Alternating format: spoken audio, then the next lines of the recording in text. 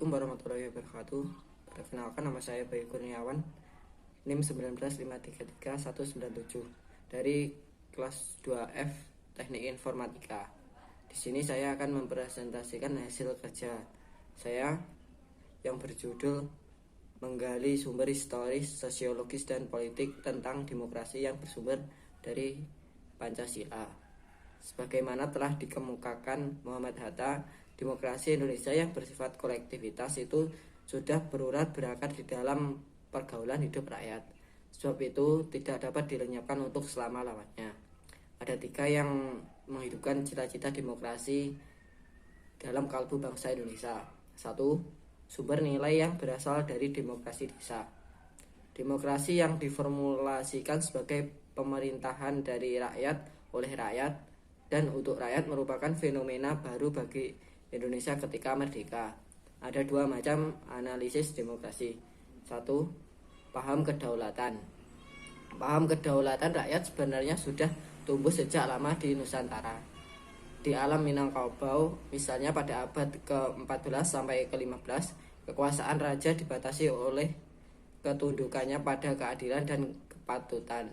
Ada istilah yang cukup terkenal pada masa itu, bahwa rakyat beraja pada penghulu, penghulu beraja pada mufakat, dan mufakat beraja pada alur dan patut. Dengan demikian, raja sejati di dalam kultur Minangkabau ada pada alur atau logika dan patut atau keadilan. 2. Tradisi demokrasi. Tradisi demokrasi asli Nusantara tetap bertahan sekalipun di bawah kekuasaan feodalisme raja-raja Nusantara. Karena di banyak tempat di Nusantara, tanah sebagai faktor produksi yang penting tidaklah dikuasai oleh raja, melainkan dimiliki oleh masyarakat desa. Hal inilah yang mendorong tradisi gotong royong dalam memanfaatkan tanah bersama, yang selanjutnya merembet pada bidang-bidang lainnya, termasuk pada hal-hal kepentingan pribadi seperti misalnya membangun rumah, kenduri, dan sebagainya. Adat hidup seperti itu membawa kebiasaan bermusyawarah menyangkut kepentingan umum yang diputuskan secara mufakat atau kata sepakat. Ada 2 anasir lagi dari tradisi demokrasi yang asli Nusantara, yaitu hak untuk mengadakan protes bersama terhadap peraturan-peraturan raja yang dirasakan tidak adil, dan hak rakyat untuk menyingkir dari daerah kekuasaan raja apabila ia merasa tidak senang lagi hidupnya di sana. Yang kedua, sumber nilai yang berasal dari Islam. 1. Sumber nilai teologis. Nilai demokrasi yang berasal dari Islam bersumber dari akar teologis, maksudnya pengakuan pada ketuhanan yang Maha Esa atau tauhid monoteisme.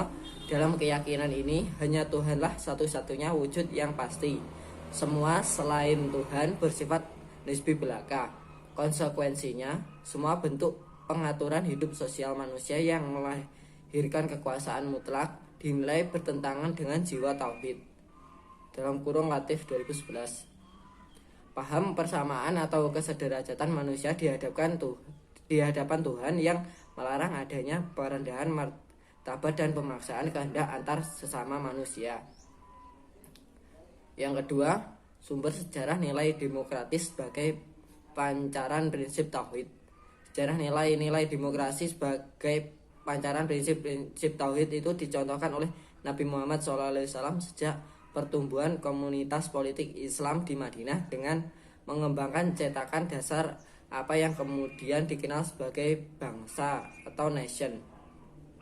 Negara kota Madinah yang dibangun Nabi adalah sebuah entitas politik berdasarkan konsepsi negara bangsa, nation state, yaitu negara untuk seluruh umat atau warga negara demi maslahat bersama atau common good.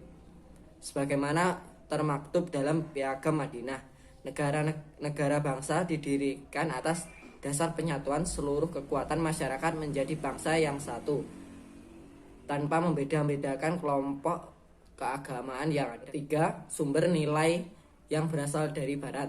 Masyarakat Barat atau Eropa mempunyai akar demokrasi yang panjang. Pusat pertumbuhan demokrasi terpenting di Yunani adalah kota Athena, yang sering dirujuk sebagai contoh pelaksanaan demokrasi partisipatif dalam negara kota sekitar abad ke-5 sebelum Masehi.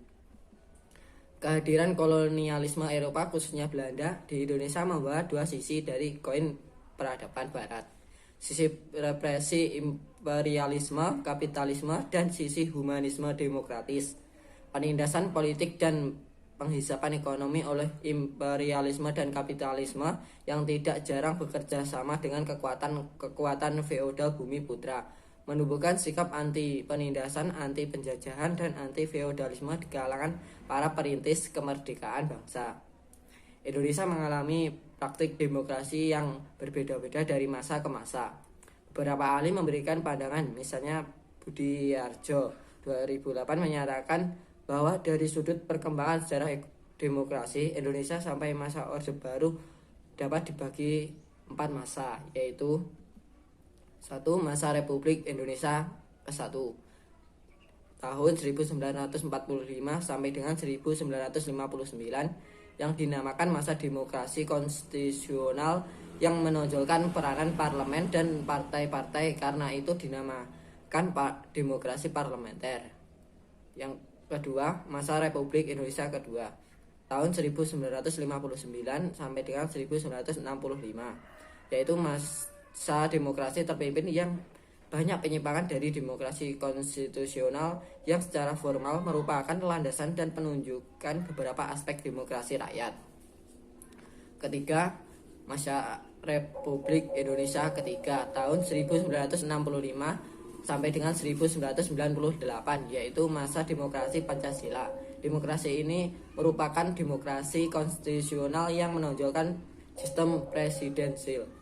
Yang keempat, masa Republik Indonesia keempat tahun 1998 sampai sekarang, yaitu masa reformasi yang menginginkan tegaknya demokrasi di Indonesia sebagai koreksi terhadap praktik-praktik politik yang terjadi pada masa Republik Indonesia ketiga. Sekian presentasi dari saya, apabila ada kurang lebihnya saya mohon maaf. Wassalamualaikum warahmatullahi wabarakatuh.